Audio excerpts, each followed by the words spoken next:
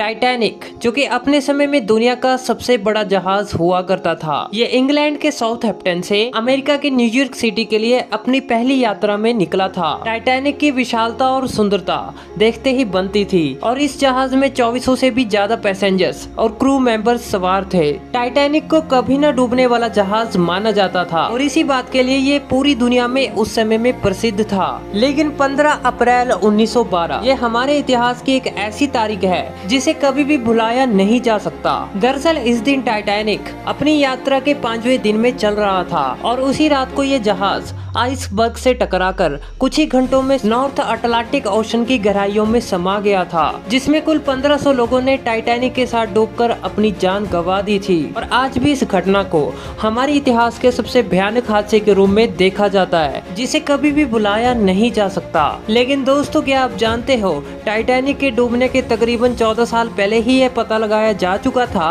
कि टाइटैनिक जैसी कोई बड़ी शिप बनने वाली है और ये हादसे का शिकार भी होगी। लेकिन ऐसा कैसे पॉसिबल हो सकता है? तो दोस्तों, इसी के बारे में हम आज की इस एपिसोड में जानने वाले हैं। So let's begin. दोस्तों, टाइटैनिक के डूबने के बाद ही लोगों के बीच रॉबर्टसन मॉर्गन की एक नॉवल फ्यूटिलिटी और the wreck of the Titan उस समय में काफी ज्यादा पॉपुलर हो रही थी, क्योंकि उस समय में बहुत से लोग टाइटैनिक के डूबने की इस घटना को रॉबर्टसन मॉर्गन की इस नॉवल से जोड़ रहे थे, क्योंकि जिन लोगों ने उस समय में इस नॉवल को पढ़ा था वो लोग इसे टाइटैनिक के डूबने की भविष्यवाणी के रूप में मान रहे थे, क्योंकि रॉबर्टसन ने अपनी इस नॉवल को टाइटैनिक के हादसे के तकरीबन 14 साल पहले ही, यानी कि साल 1898 में ही पब्लिश कर दिया था। लेकिन इस नॉवल में जो कहानी लिखी गई थी वो काफी हद तक टाइटैनिक के हादसे से मिलती जुलती थी। दरअसल मॉर्गन की नॉवल फ्यूटिलिटी में एसएस टाइटन नाम की शिप के सफर पर निकलने और इसके डूब जाने के बाद हादसे का शिकार होने की कहानी है। और साथ ही इस नॉवल में ये भी लिखा गया था कि यह उस समय का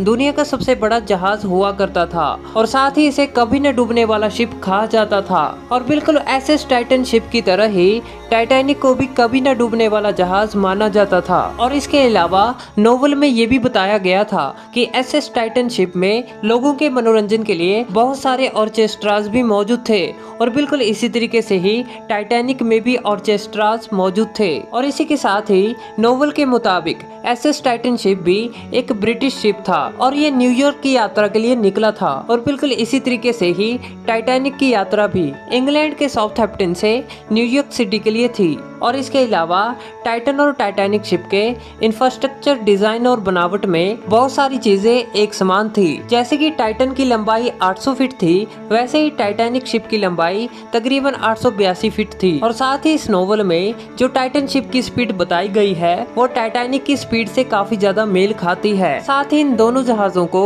अनसिंकेबल शिप कहा जाता था, क्योंकि इन दोनों जहाजों में ही पानी को स्टोर करने के लिए वाटर वाइड कंपार्टमेंट बने हुए थे और ये कंपार्टमेंट जहाज के अंदर छेद हो जाने के बाद पानी के अंदर भर जाने से रोकने के लिए बनाए गए थे। लेकिन सबसे हैरान कर देने वाली बात तो ये थी कि टाइटैनिक के अंदर ऐसे दरवाजे लगाए गए थे जो कि शिप के अंदर पानी भर जाने के बाद ऑटोमेटिक बंद हो जाते थे, जो कि उस समय में टाइटैनिक के अंदर सबसे एडवांस टेक्नोलॉजी का यूज किया गया था। जबकि उस समय में ऐसी टेक्नोलॉजी के बारे में सोचना ही काफी हद तक बड़ी बात हुआ करती थी। लेकिन 14 साल पहले मॉर्गन रॉबर्टसन की नॉवल में भी टाइटन शिप में इसी तरह के ऑटोमेटिक दरवाजे होने के बारे में लिखा गया था। जैसे कि हम जानते हैं, टाइटैनिक शिप आइसबर्ग से टकराने की वजह से समुद्र में डूब गया था। बिल्कुल इसी तरीके से ही नॉवल में भी टाइटन शिप आइसबर्ग से टकराने की वजह से ही समुद्र में डूबा था। और साथ ही टाइटैनिक की तरह ही टाइटन शिप में भी लोगों की जान बचाने के लिए लाइफ बोट्स काफी ज्यादा कम थी। और इसके अलावा टाइटैनिक और टाइटन शिप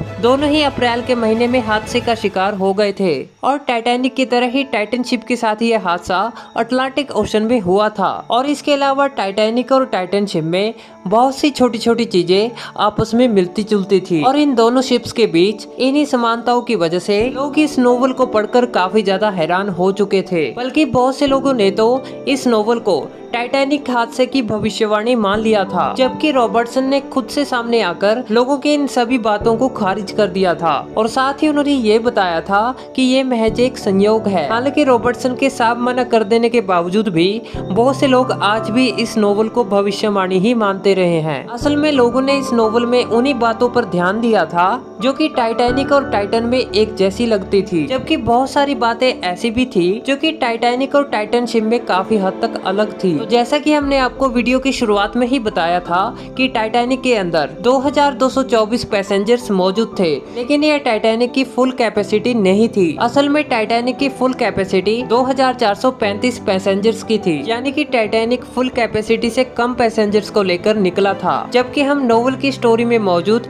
टाइटन शिप की बात करें तो इस शिप की कैपेसिटी 3000 पैसेंजर्स की थी और ये शिप अपने फुल कैपेसिटी जितने पैसेंजर्स को लेकर निकला था। एसएस टाइटन के अंदर 19 वाटर वाइड कंपार्टमेंट बनाए गए थे, जबकि टाइटैनिक शिप में इसकी संख्या तकरीबन 16 ही थी। और इन दोनों ही शिप्स में सबसे बड़ा डिफरेंस तो ये था कि जब टाइटैनिक शिप हादसे का शिकार हुआ था तो वो अपने पहले सफर में निकला था, जबकि टाइटन शिप के साथ ये हादसा इसके तीसरे सफर में हुआ था। और रही बात इनके आइसबर्ग से टकराने की, तो टाइटैनिक शिप उससे रगड़ते हुए टकराया था, जबकि हम एसएस टाइटन की बात करें तो वो आइसबर्ग की एक बड़ी दीवार में उसके बीच में ही जाकर सीधा टकरा गया था। और आइसबर्ग से टकराने के बाद टाइटन जहाज 5 मिनट में ही समुद्र में डूब गया था और एक लाइफ बोट ही समुद्र में उतर पाई थी, जबकि टाइटैनिक को आइसबर्ग से टकराने के बाद उसको पूरी तरीके से समुद्र में डूबने में तकरीबन 2 घंटे 40 मिनट का समय लग गया था। जबकि इस जहाज की सभी लाइफ बोट्स सुरक्षित रूप से पानी के अंदर उतरने में कामयाब रही थी और टाइटैनिक शिप के इस हादसे में तकरीबन 700 लोगों की जानें बचा ली गई थी। और वहीं टाइटन शिप के साथ हुए इस हादसे में सिर्फ 13 लोग ही जिंदा बच पाए थे। तो दोस्तों ये थी वो बातें जो कि टाइटैनिक शिप और नोवेल में मौजूद टाइटन शिप में काफी ज्यादा अलग थी। लेकिन नोवेल की इन्हीं बातों को देखते हुए बहुत से लोग नोवेल की स्टोरी को महज एक संयोग मानते हैं, लेकिन बहुत से लोग ऐसे भी हैं जो कि इस नोवेल को टाइटैनिक के हादसे की भविष्यवाणी मानते हैं। लेकिन उस समय बहुत से लोगों के दिमाग में ये भी सवाल था कि यह नोवेल यदि महज एक संयोग था तो मॉर्गन रॉबर्टसन इतनी बारीकी से इस जहाज के बारे में कैसे लिख पाए थे। दरअसल मॉर्गन रॉबर्टसन के पिता एक शिप कैप्टन थे और खुद मॉर्गन ने भी 10 साल तक शिप्स पर काम किया था और यही एक वजह थी कि वे शिप्स के बारे में काफी ज्यादा जानकारी रखते थे। और इसी के कारण ही मॉर्गन अपनी इस नोवेल में एसएस टाइटन के बारे में इतना कुछ लिख पाए थे। हालांकि टाइटैनिक के साथ हुए हादसे और इस नोवेल को आए हुए तकरीबन 100 सालों से भी अधिक समय हो चुका है, लेकिन आज भी लोगों के बीच इन दोनों को लेकर विवाद रहता है। तो दोस्तों आपका इस बारे में क्या मानना है? क्या वाकई में ये नोवेल टाइटैनिक हादसे की भविष्यवाणी है या फिर ये नोवेल महज एक संयोग है? तो अपनी इमेजिनेशन हमें कमेंट बॉक्स में बताना मत भूलिएगा। तो दोस्तों उम्मीद करता हूँ आज का ये एपिसोड आपको काफी हद तक पसंद आया होगा। अगर वीडियो अच्छा लगा तो इसे लाइक जरूर कीजिए और साथ ही सब्सक्राइब कीजिए आप हमारे नए चैनल साइंस टीवी इंडिया को। तो फिर मिलेंगे ऐसी इंटरेस्टिंग वीडियो के साथ, तब तक के लिए दोस्तों जय हिंद।